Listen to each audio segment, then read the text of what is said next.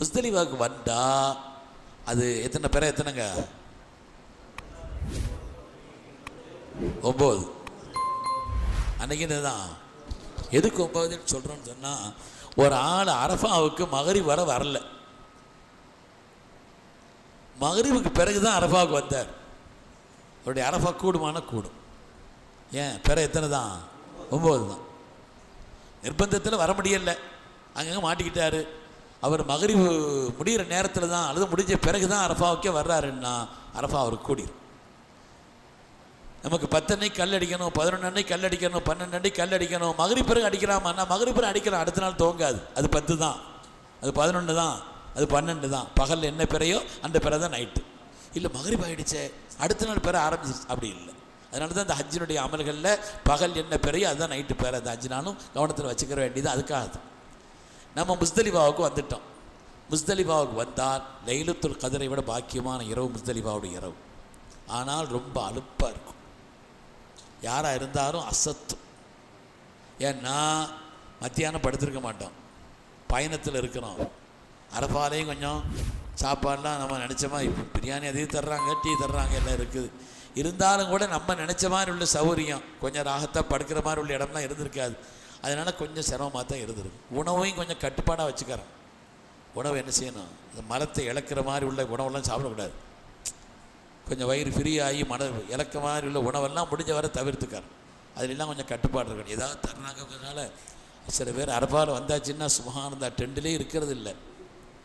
அவங்க என்ன செய்கிறாங்கன்னா ஒரு இடத்துல ஐஸ் விளம்புறான், ஒரு இடத்துல சாப்பாடு விளம்புறான், ஒரு இடத்துல கூல்ட்ரிங்க்ஸ் விளம்புறான், ஒவ்வொரு சில தயிர் விளம்புறான். சில பேர் வாங்க போமா எஹ்ராம் துணி, நீ ஒரு ஓரப்பொடி நான் ஒரு ஓரப்பொடி, அங்கேருந்து அவன் வீசுகிறான், எஹ்ராம் துணியை கொண்டு குடிக்கிறார். எதுக்கு நமக்கு எதுக்கு தேவைக்கு வாங்கி போகிறோம், தண்ணி தர்றாங்க, தேவை இருக்குது குடிச்சுக்கரலாம். போகிறோம் ஒரு டின் செய்கிறாங்க, ஒரு தயிர் தர்றாங்க, நமக்கு தேவையாக இருக்குது சாப்பிட்டுக்கரலாம். நாம் அங்கிருந்து வாங்கி யாருக்கும் சதக்கா செய்ய வேண்டிய அவசியம் நமக்கு இல்லை, அந்த பொறுப்பு நமக்கு இல்லை. தேவைக்கு நமக்கு போகிறோம், ஒரு சாப்பாடு இருக்குது, ஒரு இது கொடுக்குறாங்க, நமக்கு ஹலால் தான் அந்த பொருள், ஏன்னா அவங்க கொடுக்க தான் செய்கிறாங்க, அதுக்காண்டி தான் வந்திருக்கிறாங்க. அதை செய்யணுமே தவிர சில பேர் டெண்டை விட்டுட்டு எஹ்ராம் தண்ணியை தூக்கிட்டு கொண்டு போய் அதை எல்லாத்தையும் மீன் பிடிச்சிட்டு வர்ற மாதிரி எல்லாத்தையும் வாங்கி கொண்டு நீனும் போ இவரையும் கிளப்பி விட்டு என்ன செய்கிறது, இந்த வேலையை பார்க்கறதுலாம் அவங்க கேட்கக்கூடாது. நம்ம அமல்களில் தான் கவனம் செலுத்த. நான் உங்களை இதுக்காண்டின்னு சொல்லலை, சில பேர் இந்த வேலைக்காண்டி நாங்கள் வந்துடுறான், அப்படி மாதிரி வேலைகளில் நம்ம ஈடுபட வேண்டிய அவசியம் இல்லை. முஸ்தலிஃபாவுக்கு வந்துட்டோம். முஸ்தலிஃபாவுக்கு பஸ்ஸில் வர்றது நல்லது. நடந்து வருவதற்கான துணை ஒழுங்காக இருந்து பாதை தெரிஞ்சு அப்படி வந்தாங்கன்னா வரலாம், அதை பற்றி ஒன்றும் இல்லை. நான்லாம் 10-15 வருஷம் நடந்து வந்திருக்கிறேன். அதனால் அந்த நடந்து வர்றதா இருந்தாலும் நடப்பாதைங்கிறது செய்யலாம், ஒரே பாதை தான். கூட்டம் மக்கள் கூட்டம் போயிட்டே இருப்பாங்க, போகிற வழியில் தண்ணி இருக்குதோ அது இருக்கும், பாத்ரூம் இருக்கும், அங்கனையெல்லாம் எல்லா வசதியும். நடக்கிற பாதையில் ஓரளவு நிறைய வச்சுருக்கிறாங்க. நடக்க முடிஞ்சவங்க, பாதை தெரிஞ்சவங்க, அல்லது நமக்கு பயணத்தில் நல்லா தெரிஞ்ச தோழர்கள் இருந்தாங்கன்னு நடக்கலாம். பெண்கள் கூட இருக்கிறவங்க, மனைவி கூட இருக்கிறவங்க, அல்லது அப்படி மாதிரி உள்ளதெல்லாம் அவங்கெல்லாம் நடையில் இங்கே தேர்ந்தெடுக்கக்கூடாது. அவங்கெல்லாம் கொஞ்சம் சிரமமாக இருந்தாலும் வண்டியில் தான் வரணுமே தவிர நடையை தேர்ந்தெடுக்கக்கூடாது. முஸ்தலிஃபா வந்துட்டோம். முஸ்தலிஃபாவுங்கிறது லைலத்துல் கத்ரை விட பாக்கியமான இரவு. அங்கே வந்தவொடனே செய்ய வேண்டிய முதல் வேலை மகரிப் இஷா ஜம்மு செய்து தொழணும். மகரிப் இஷாவை மகரிப் 3 ரக்காத், இஷா 2 ரக்காத் தொழுதுக்கணும். அங்கே அந்த 2ஐயும் ஜம்மு செய்து அங்கே தொழ வேண்டும். தொழுது முடித்த பிறகு முஸ்தலிஃபாவில் செய்ய வேண்டிய அமல் கற்களை பொறுக்கி எடுத்துக்கிறது. முஸ்தலிஃபாவில் ஒரு 70 கல் பொறுக்கி எடுத்துக்காரு. 70 கல் 13 வாரம் தங்கியிருந்தால் தான் 70 தேவைப்படும். இல்லைன்னா நமக்கு 49 போதும். இருந்தாலும் ஒரு 70 கல் வச்சுக்காரு. சில பேர் கல்லை காணாக்கிடுவாங்க, சில பேர் அப்படி இருக்கும், கம்மியாக இருக்குது அப்படின்லாம் இருப்பாங்க. அப்படிங்கிற காரணத்தினால அரஃபாட்டு முஸ்தலிஃபா நடந்து வர்ற பாதை இப்படி ஃப்ரீயாக இருக்குன்னு நினைக்காதீங்க. அப்படியா 10-15 பேர் தான் போகிறாங்களோ, போயிடலாமே நினைக்கக்கூடாது. அங்கே மினாவுடைய டெண்டு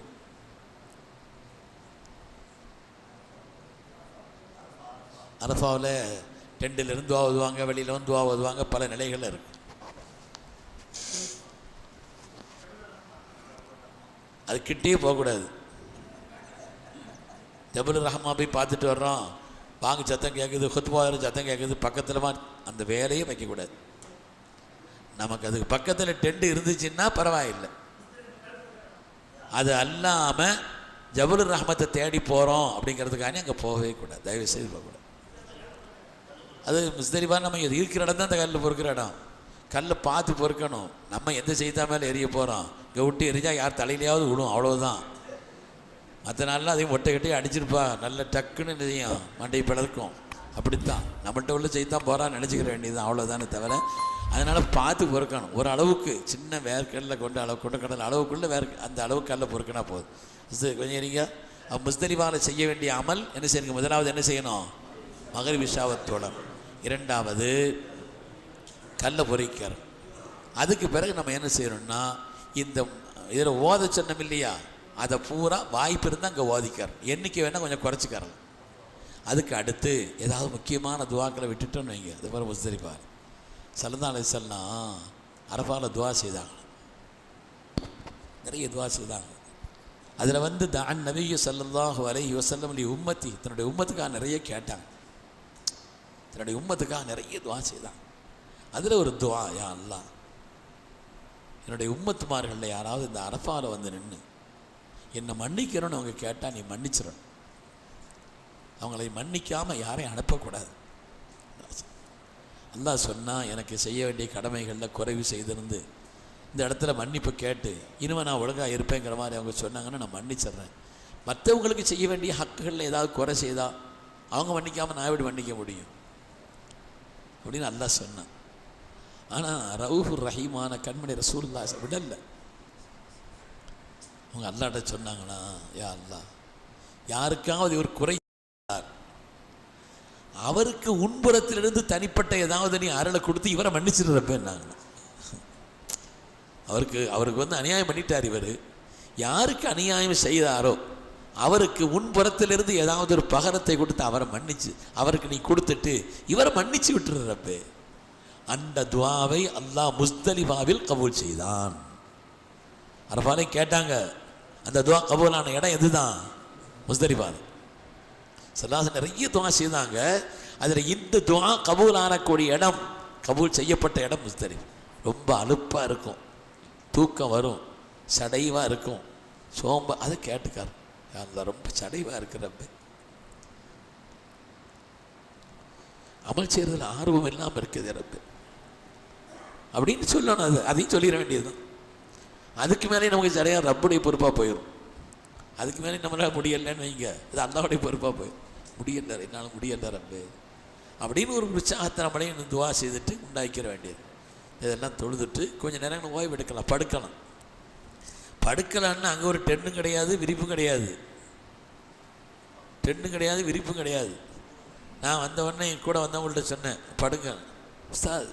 அவன் மலேசியாவிலேருந்து வந்திருந்தான். உஸ்தாத் எங்கே படுக்க எங்கே படுக்கிறதா பாருங்க, இது வந்து லண்டன்லேருந்து வந்திருக்கு, படுத்துருக்காங்க பாருங்க, மணலில் கிடந்து உருளுது. அதுதான் அல்லாஹ்வுடைய அடிமையை வெளிப்படுத்தக்கூடிய இடம் இது. நாம் அடிமை, உன்னுடைய அடிமை. ஒரு அடிமை எப்படி இருப்பான்னு அப்படி இருக்கணுங்க, அப்படி உள்ள இடம். அதனால் வந்து ஒரு சொகுசு தேடுற இடம் அல்ல. ஆனால் நல்ல தூக்கம் வரும். படுத்தன்னு வைங்க முஸ்தலிஃபாவில் நல்ல ஏன்னா அலுப்பாக இருந்திருக்கும், பூமி சூடாக இருக்கும், ஒரு மாதிரியாக தான் இருக்கும் படுக்கிறதுக்கு. படுத்தன்னு வைங்க, அதை போர்வை விரிச்சுட்டு அவர் தூக்கம் வந்து என்ன தூக்கம் வந்தாலும் சரி, காலையில் தஹஜ்ஜுதுக்கு எழுந்திரிச்சிடும். முந்தையே போய் பாத்ரூமில் ஒதுக்கி செய்கிறதுக்கு போனால் தான் அங்கே போய் நின்று செய்துட்டு வர முடியும். இல்லைன்னா கொஞ்சமாக தான் அளவாக தான் இருக்கும், ரொம்ப பெரிய அளவு இல்லை. இடமே முஸ்தலிஃபா இடம் சின்ன இடம் தான். அங்கே போய் நம்ம ஒது செய்துட்டு வந்து ரெடி ஆகிட்டு வர்றது சிரமமாக இருக்கும். அதனால் சீக்கிரமாக எழுந்திரிச்சு தஹஜ்ஜுத் தொழுதுட்டு ரெடியாக உட்காந்துடணும். பாங்கு சொன்ன உடனே சுன்னத் தொழணும். சுன்னத் தொழுத உடனே அதுக்கு பிறகு என்ன செய்யணும்? பரத தொழுதுட்டு தல்வியாவும் சொல்லணும், தக்பீரும் சொல்லணும். அது 10ஆம் நாள் காலையில். நமக்கு தக்பீர்ங்கிறது 9ஆம் நாள்லேயே ஆரம்பிச்சிடும். அதனால் அன்னைக்கு காலையில் தல்வியாவும் சொல்லணும், தக்பீரும் சொல்லணும். அங்கேருந்து முடிஞ்ச வரை நடந்து வர்றது நல்லது. அரஃபாவிலிருந்து முஸ்தலிஃபாவுக்கு நடந்து வர்றது நல்லது இல்லை. முஸ்தலிஃபாவிலிருந்து மினாவுக்கு நடந்து வர்றது நல்லது. நடந்து வந்தால் அவங்களுக்கு முக்கியமாக டென்ட் இருக்கிற இடம் தெரியணும், எந்த தெருங்கிறது தெரியணும். நீங்கள் போலீஸ்காரன்ட்ட வைக்க அலத்தூள் எதை கேட்டாலும் அலத்தூள் தாங்குவான். ஒரே பதில் தான், நேராக போங்குவான். இங்கே போண்டியதுக்கு அங்கே தான் கை காட்டுவான். ஏன்னா அவன் அங்கே உள்ளவன் இல்லை. எங்கேயோ ஒரு யாத்திரையிலேருந்து வந்திருப்பான், அவனை கொண்டு இப்போ பாதுகாப்புக்காண்டி அங்கே போட்டிருப்பாங்க. அவன் நம்மளை அப்படி பெரிய ஆராய்ச்சி செய்தி சொல்கிற மாதிரி பார்ப்பான். நம்ம இது அட்டையெல்லாம் காட்டின உடனே எல்லாத்தையும் பார்த்துட்டு அவ்வளோ தூள், அவ்வளோதான் ஒரே பதில். என்ன செய்வான்? நமக்கு அவன்கிட்ட போய் அடையாளம் கேட்டுட்டு அப்படி இப்படி வந்தாலும் என்ன செய்யப்படாது. தெரிஞ்சால் தெரிஞ்ச ஆட்களோட கூட போகணும். அல்லது நமக்கு தெரு மொத்தமே வந்து ஒரு 4 தெரு தான் அரஃபா அந்த மினாவில் முக்கியமான தெருக்கள்ங்கிறது. அந்த தெருக்களில் இருந்துச்சுன்னு சொன்னால் அரபு ஸ்ட்ரீட் அப்படின்னு ஒன்று இருக்குது. இப்படி மாதிரி ஒரு 4 முக்கியமான தெரு இருக்குது. உள்ளே போகிறதுங்கிறது சைடு வழி இருந்துச்சுன்னா அது நமக்கு ஓடாது. அது தெரிஞ்சவங்களோட கூட போகும். அப்படி இருந்துச்சுன்னா நடந்து வந்துடும். பஸ்ஸு விடவும் மாட்டான். நடந்து வந்துடலாங்கிறதுல நடந்து தான் வந்து ஆகணும். பஸ்ஸுலேயே நீங்கள் ஏறினீங்கன்னாலும் வைங்க, அந்த முஸ்தலிஃபா முடிகிற அந்த இடம் இருக்குது, மீனா ஆரம்பிக்கிற அந்த இடம் இருக்குது, அங்கே எல்லாத்தையும் இறக்கிட்டு பஸ்ஸை பாலத்தில் ஏற்றி விட்டுருவோம். நம்ம பஸ்ஸில் தான் இருப்போம்னா பஸ்ஸில் திறக்க வேண்டியதுதான், பஸ் மக்காவுக்கு போயிடும். அதனால் முஸ்தலிஃபாவுக்கு வந்து சேர்றதுங்கிறது சிரமமாயிடும். அதனால் எவ்வளோ எங்கனை வர முடியுமோ அங்கே வர பஸ்ஸில் கூட வாங்க.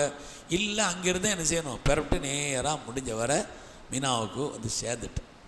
அது கொஞ்சம் அன்னைக்கு நடையும் இருக்கும், முழிப்பும் இருக்கும், சிரமம் இருக்கும், வழியும் தெரியணும், நெருக்கடியான கூட்டத்தில் போகணும், பெரிய சுமையெல்லாம் தூக்கிட்டு போயிடக்கூடாது.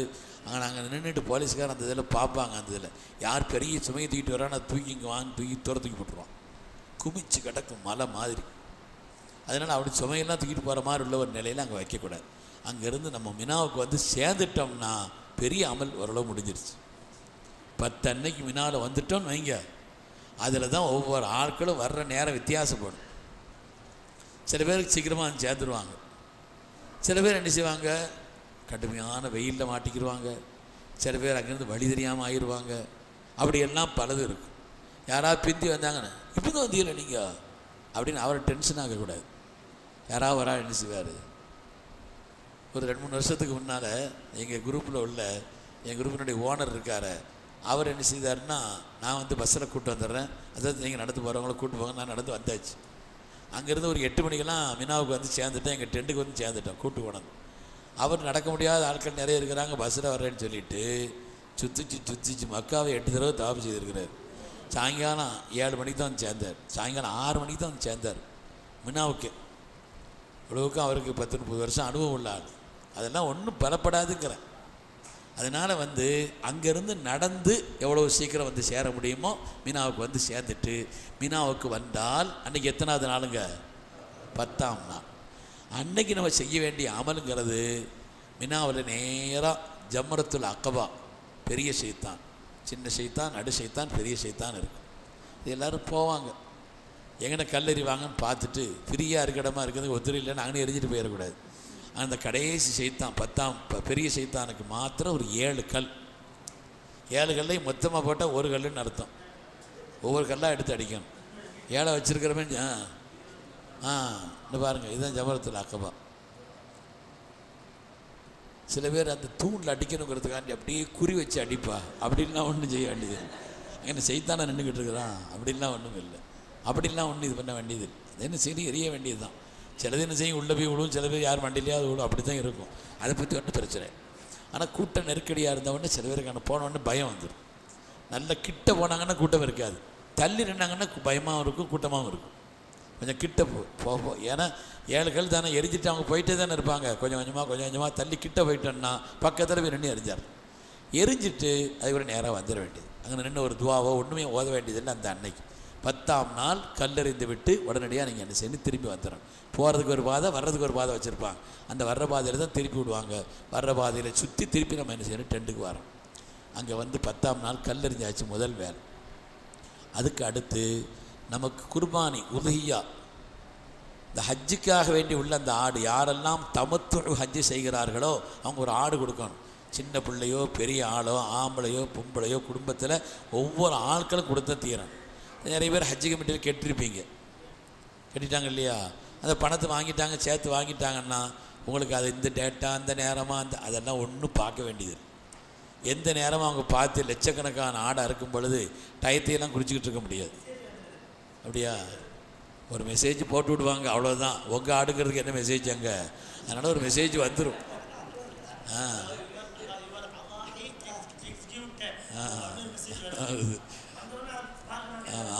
வந்துருச்சு. நம்ம கடாவை கொடுத்துட்டாங்க, நம்ம கடாவை கொடுத்தாச்சு. அவ்வளோதான். நீங்கள் பணம் கட்டிட்டீங்கன்னா அந்த வேலை முடிஞ்சு போச்சு. அல்லது நீங்கள் அந்த அர்ராஜி பேங்கில் கட்டலாம், நம்மளே போய் கட்டிக்கிறலாம், அது ஒன்றும் பிரச்சனை இல்லை. ஆனால் என்ன செய்யணும், கொடுத்துட்டா ரசீது தருவாங்க, அப்படியே இருக்குது, அது செய்துக்கலாம். அவங்க கல்லெறியணும் முதல்ல, அதுக்கடுத்து அறுத்து பலியிட வேண்டும்.